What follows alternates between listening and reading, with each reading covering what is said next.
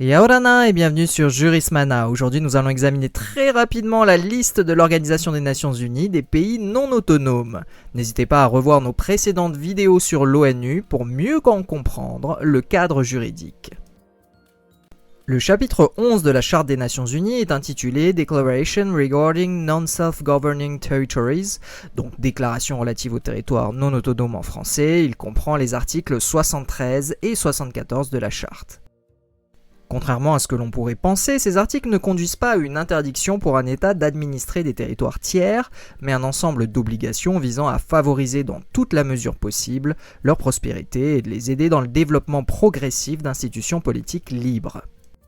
Différentes résolutions sont par la suite adoptées par l'Assemblée générale des Nations unies, comme la résolution 1514 du 14 décembre 1960 sur la déclaration sur l'octroi de l'indépendance aux pays et aux peuples coloniaux, la résolution 1541 du 15 décembre 1960 définissant notamment 3 options pour l'autodétermination, et la résolution 1654 du 27 novembre 1961 sur la situation en ce qui concerne l'application de la déclaration sur l'octroi de l'indépendance aux pays et aux peuples coloniaux. En 1961, l'Assemblée générale des Nations unies crée un comité spécial et lui demande d'étudier l'application de la déclaration précitée ainsi que de formuler des recommandations sur sa mise en œuvre. Cet organe porte officiellement le nom de comité spécial chargé d'étudier la situation en ce qui concerne l'application de la déclaration sur l'octroi de l'indépendance aux pays et aux peuples coloniaux, mais on l'appelle parfois encore comité des 24, lié à ses membres initiaux. Il comprend aujourd'hui 29 membres, Antigua et Barbuda, la Bolivie, le Chili, la Chine, le Congo, la Côte d'Ivoire, Cuba, la Dominique, l'Équateur, l'Éthiopie, Fidji, Grenade, l'Inde, l'Indonésie, l'Iran, l'Irak, le Mali, le Nicaragua, la Papouasie-Nouvelle-Guinée, la Russie, Saint-Kitts-et-Nevis, Sainte-Lucie, Saint-Vincent et les Grenadines, le Sierra Leone, la Syrie, le Timor-Leste, la Tunisie, la Tanzanie et le Venezuela. Selon la déclaration, au point 2, il est énoncé que tous les peuples ont le droit de libre détermination. En vertu de ce droit, ils déterminent librement leur statut politique et poursuivent librement leur développement économique, social et culturel.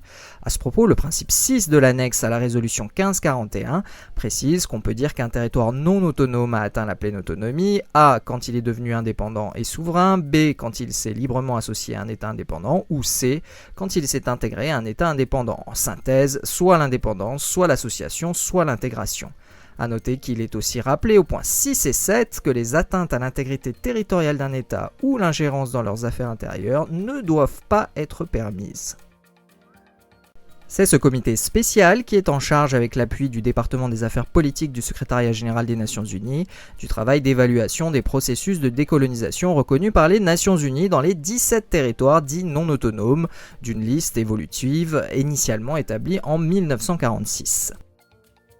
Cette liste comprend aujourd'hui 10 territoires pour le Royaume-Uni avec Gibraltar, Pitcairn, Anguilla, les Bermudes, les îles Caïmans, les îles Falklands, Malouine, les îles Turques et Caïques, les îles Vierges britanniques, Montserrat et Sainte-Hélène, 3 territoires pour les États-Unis d'Amérique avec les îles Vierges américaines, Guam et les Samoa américaines, 2 territoires pour la France, la Nouvelle-Calédonie et la Polynésie française, 1 territoire pour la Nouvelle-Zélande avec Tokelau et pour finir un territoire pour le Maroc ainsi que d'autres acteurs pour le cas complexe du Sahara occidental. En conclusion, il convient de préciser que lors de la session annuelle de l'Assemblée générale de l'ONU, la 4e commission de l'Assemblée générale examine les points en relation avec les questions politiques spéciales et de la décolonisation, y compris le maintien de la paix. Et voilà, nous en avons terminé avec cette présentation rapide de la liste des pays non autonomes. Merci à tous et à très bientôt sur Jurismana. Parheane!